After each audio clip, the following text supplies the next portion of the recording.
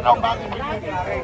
Taasan ang buwis natin or tabaan or mangutang tayo. Entertain niyo, bossing on? Marcos resign! Marcos resign! Marcos resign! Marcos resign! Marcos resign! Utang dito, utang doon, kaliwat kanan na pangunguta, pero ang inuutang ang putang ina, napupunta sa putang inang bulsa ni Bangag.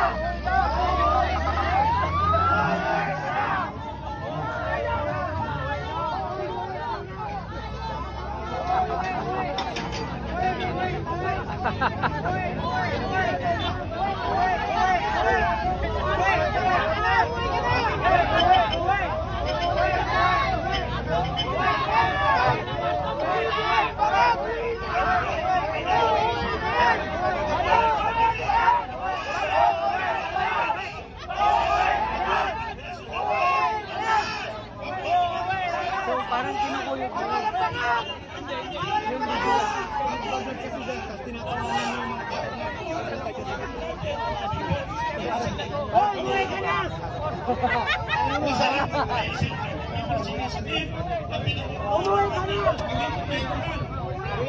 na! Umuwi ka na!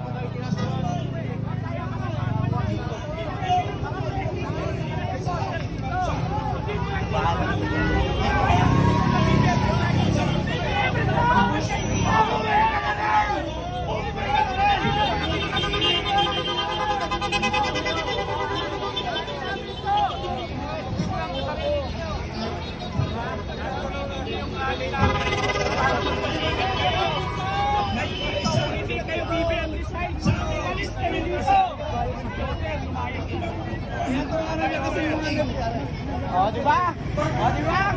Huli siya. Sabi ko sa inyo, wala ko nang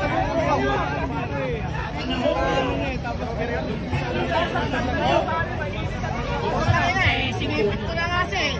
Sabi ko kung totoo ka, sigaw mo, BBM resign eh. Utangin na ka.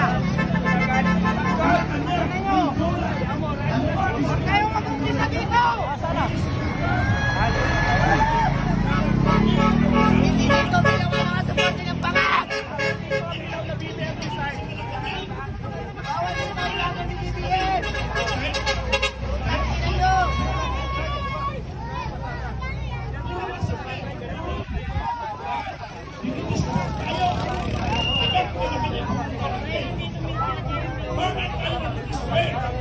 Dahil kulang ang ating bilang, kailangan umabot tayo ng 1 milyon. Ang gagawin natin sa Malacanang, kasal natin na ang tinulong sa Malacanang ay magtatagumpay ang so hindi ka na kailangan malakit tayo. Para siya natunaw na ano.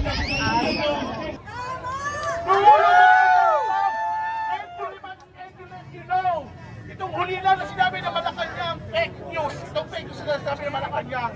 Naglabas ang BSE, Philippine Stock Exchange. Magkano na walang investment? 1.7 trillion pesos in bakit wala yun? Sumakay ko.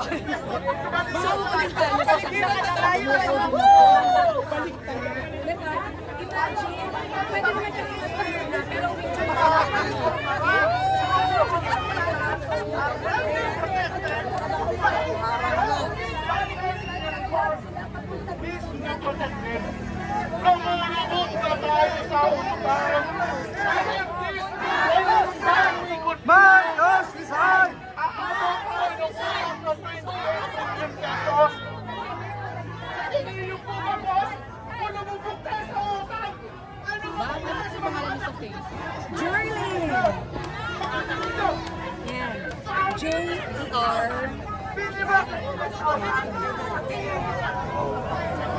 Hoy!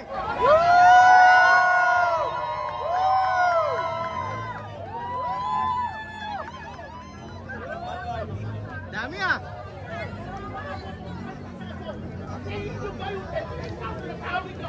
Magkakasya! You have to realize to yourself! Mabigat ang problema natin! Lumulubog sa tayo! Lumulubog na tayo sa utang! Lumulubog tayo sa utang! I can tell you! Kahit ang huli lang! 33,000 ang nawalang trabaho sa Don Philippines because nabangkarote sila! Nabangkarote yung Don Philippines! 33,000 jobs! Bakit na lang yan sa inyo? Sa kayo pupunutin sa mga kangkungan? Because this government is backup government. Kailan afford to provide you or to give you your wages.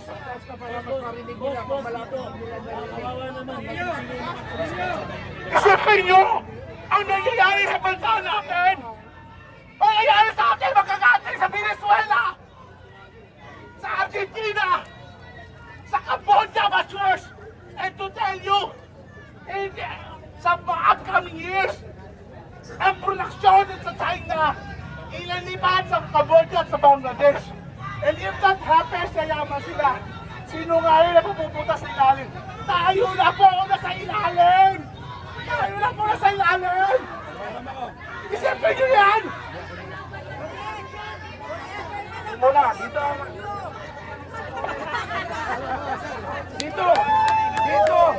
Dito kay harap.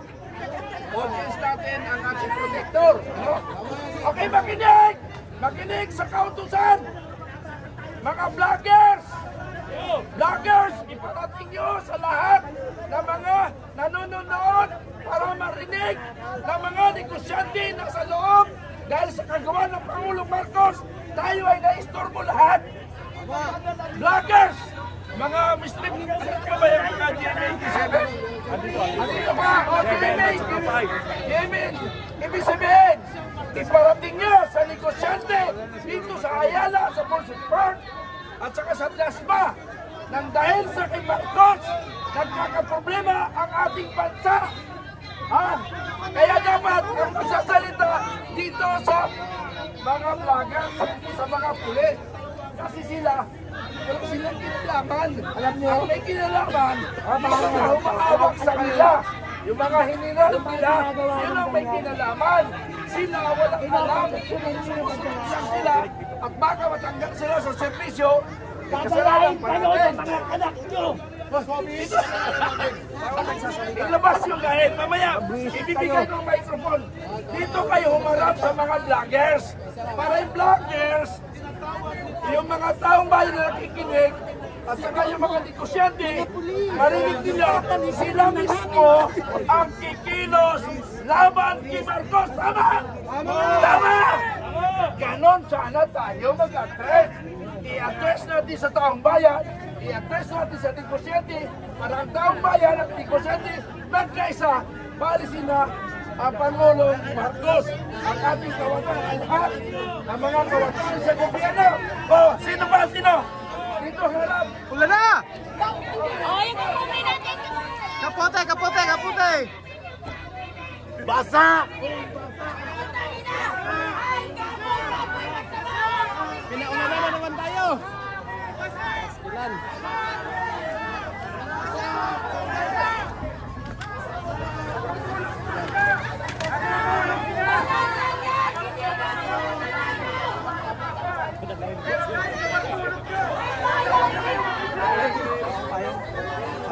Umot pa yan eh.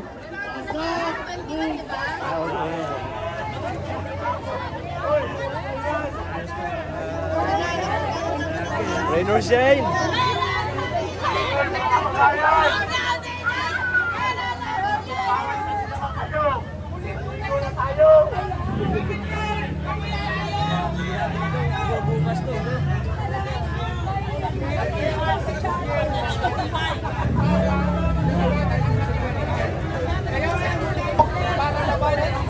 Walang uwian ko, umulan, umaraw, ilalaban natin yung para sa bayan, yung deserve natin. Diba sabi nga tayo, pinagtatawanan tayo, dahil tayo din ang bumoto kay Bongbong. We also have the right na parang tanggalin siya sa posisyon dahil tayo yung nagtulong sa kanya. Kung kaya natin ilaban, lan man o umaraw. Alam ba ninyo ano ang patutuan ng kinabukasan sa ginagawa natin dito at sa ginagawa ninyo dyan? Nakita ninyo noong 21 ang pagkilos ng mga kabataan. Galit na galit. Gustong manakit. Sa tingin nyo, sir, yung mga kabataan na yun, pag pinasukan ang utak ng mga yun, nagtulad ng utak ni Marwan, utak ni Osama Bin Laden, utak ng mga rebelde. Sino ang makakalaban ninyo? Habang nandito pa tayo sa mapayapang pagkakataon at mapayapang pag-uusap, bakit hindi ninyo ibigay ang tiwala na ibinigay namin sa inyo? Sir, nabuhay ako sa bayan ng puno ng digmaan.